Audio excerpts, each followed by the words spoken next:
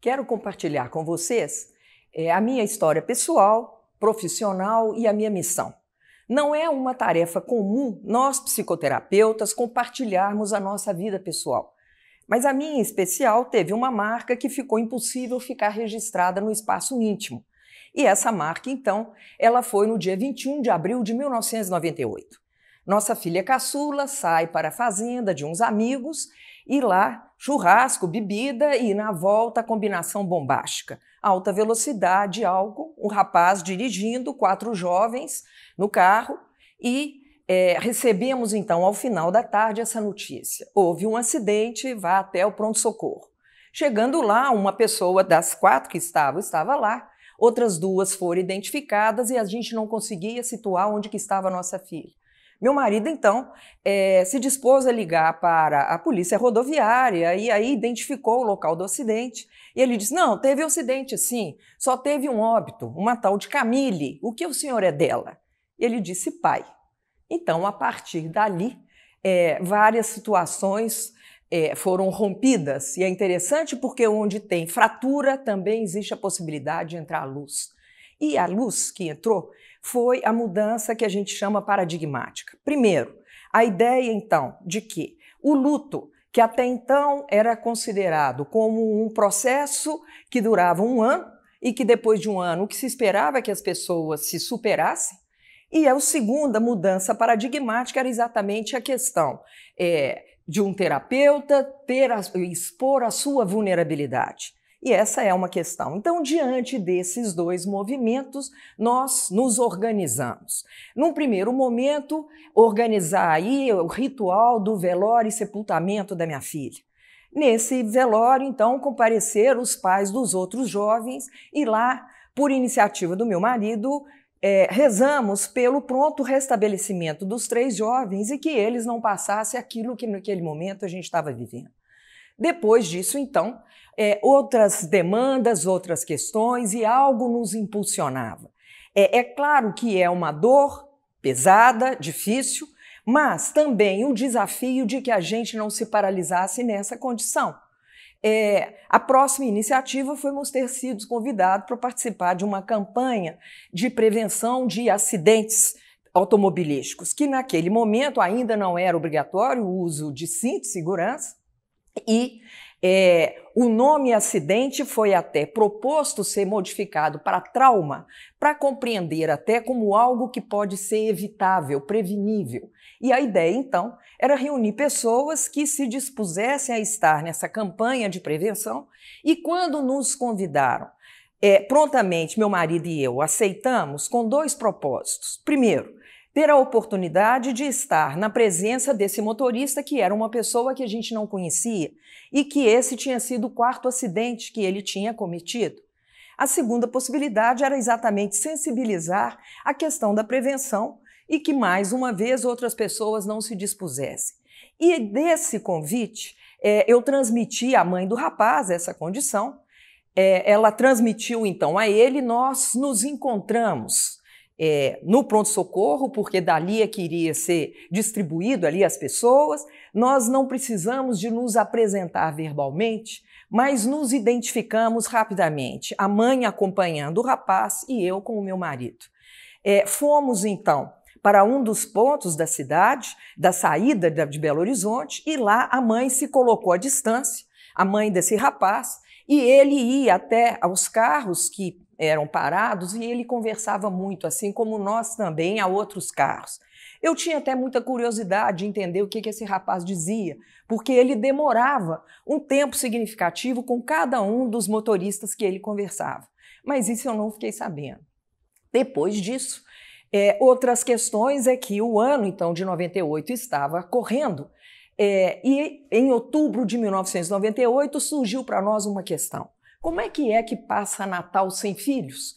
Uma vez que é uma reunião que congrega famílias e que naquele momento a nossa família estava esfacelada. Aliás, um esfacelamento que ficou comprovado também por um convite de casamento que nós recebemos, que veio em nome do meu marido, meu e da minha filha sobrevivente. E eu dizia muito à minha filha, claro, né? A minha filha que continua aqui conosco e nos deu uma netinha, é uma revisão de vidas. É claro que recebemos muito amparo social, muito afeto das pessoas, mas passados esses 6 meses, se aproximando do Natal, a tendência das pessoas era a retomada da vida dela, e eu dizia muito para minha filha, o carinho dengo social é muito legal. Por outro lado, se tivermos que nos mantermos como vítimas das circunstâncias, esse carinho é muito caro.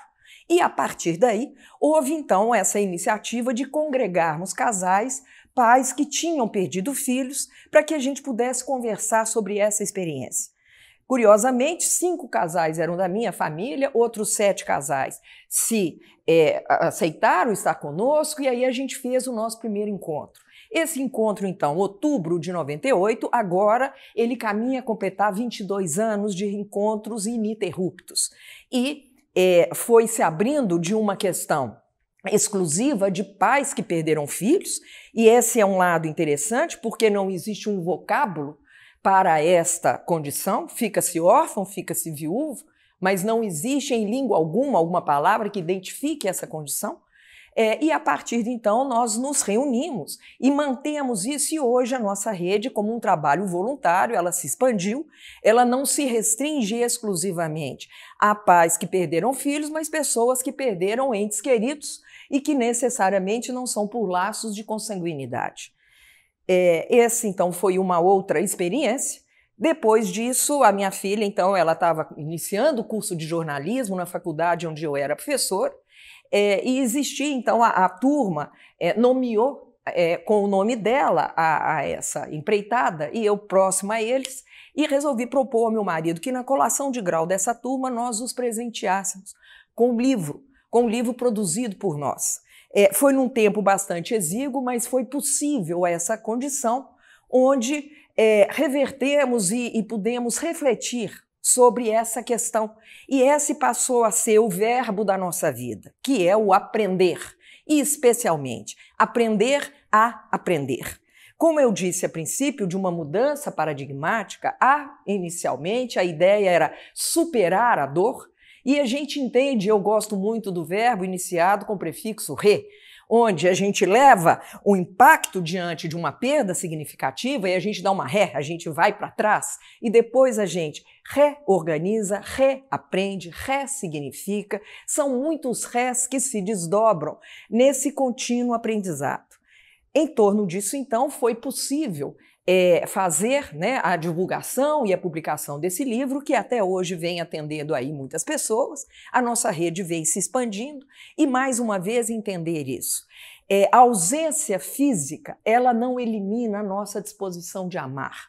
E eu faço uma distinção de que o amor é diferente de amar. O amor, muitas vezes, a gente confunde com posse, com algo que é meu. E, de fato, a gente perde, sim, o visível, o concreto, o material. Mas a ligação simbólica, a forma afetiva e espiritual, ela está presente. E essa é uma decisão de continuar mantendo essas relações amorosas.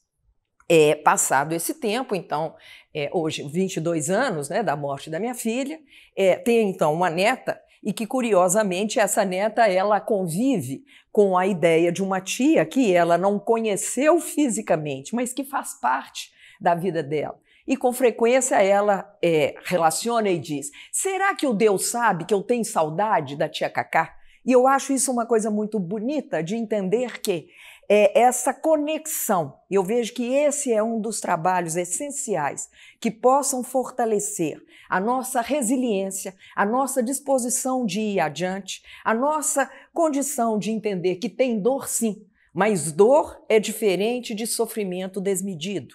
A dor também nos abre a possibilidade de construção de bem-estar, de contínuos aprendizados e exatamente de conexões.